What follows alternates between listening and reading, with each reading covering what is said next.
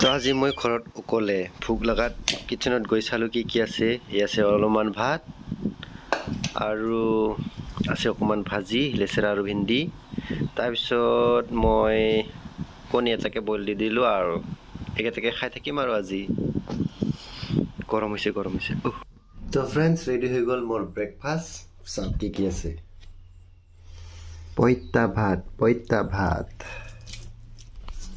আৰু এইটো হৈছে লেচেৰা, জলকীয়া দুটা, পিঁয়াজ আৰু এইটো মোৰ ফেভৰেট হাফ বইল্ড কণী।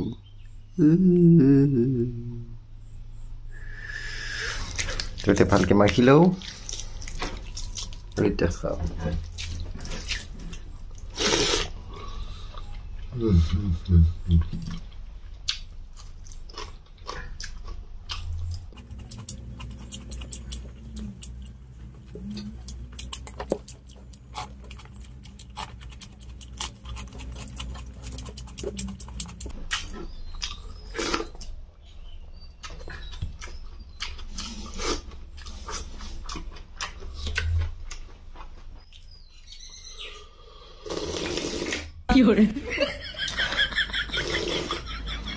এতিয়া মোৰ খোৱা হৈ গ'ল।